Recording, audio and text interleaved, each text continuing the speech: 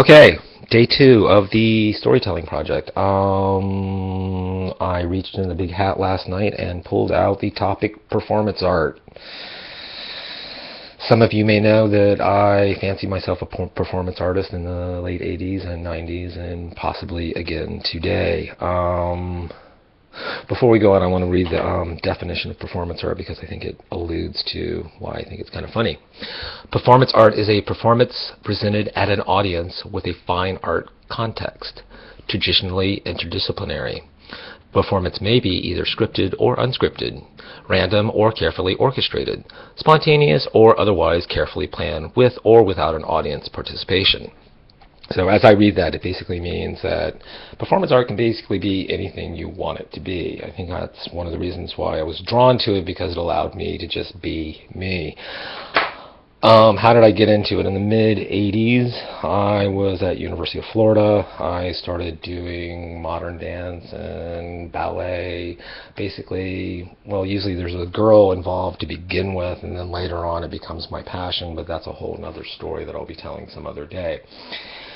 For the performance art, I just really found the physicality of what I was doing to suit who I was, so I decided to pursue it at a moment's whim as my new life's work. I took a year off from college. I eventually wound up at The Ohio State University getting an MFA in dance and performance art.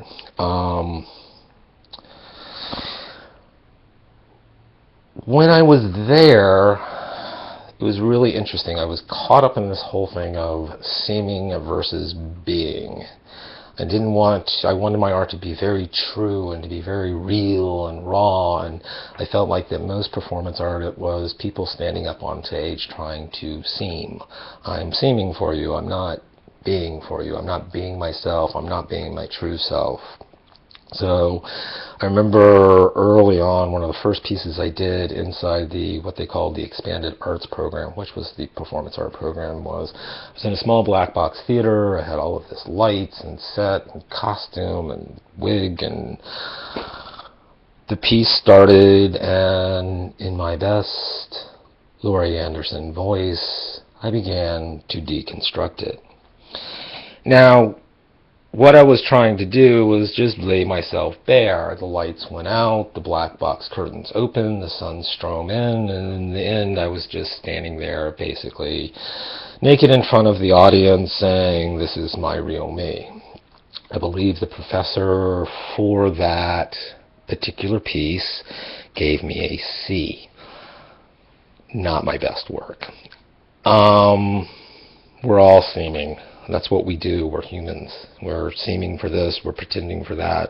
We want to put on our best face here. We want to put our best foot forward there. We can't get away from seeming when we're around each other. It's funny, though, about the performance art thing. The same time, I met this guy named Jack. Jack was a metal sculptor from University of Georgia in Athens.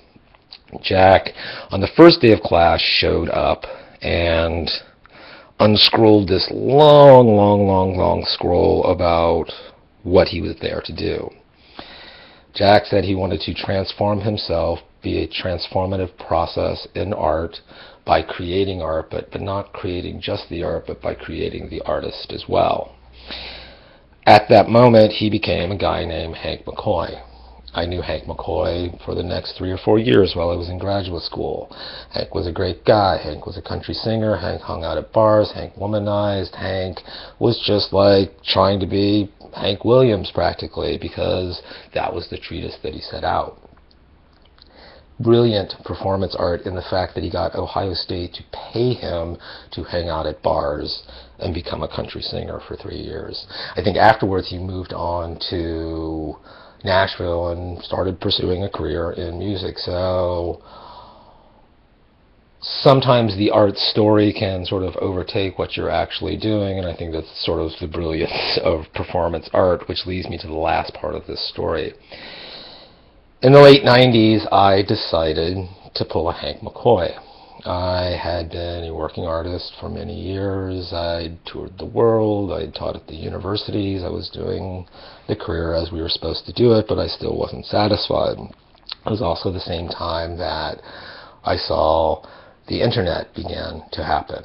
And I knew it was going to be something that none of us had ever seen before, and it was really cool, and I somehow wanted to be a part. So basically, I became Hank McCoy. I made up who I was. I told a story to people, and I became one of the first hires at Razorfish, and became a lofted project manager after that, and then head of strategy at several different other agencies after that, basically because I decided that today I'm an internet guy. So I think we all have it in us. Basically, it's not this whole being and seeming, and I read the Ann Cuddy does that TED talk about the difference, fake it till you make it. That's it. Look it up. Ann Cuddy, fake it till you make it.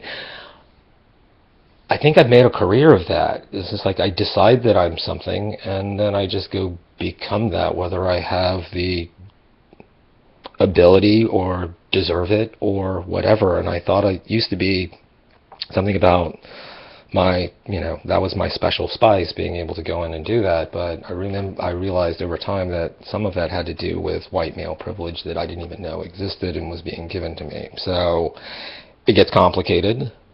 It got complicated, and eventually I walked away. So what am I trying to do now? I'm trying to reclaim my story. I'm trying to reclaim the performance. I'm trying to reclaim what it is so that I can start seeming like I want to be.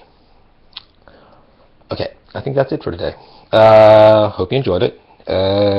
See you tomorrow. We'll see what the topic will be.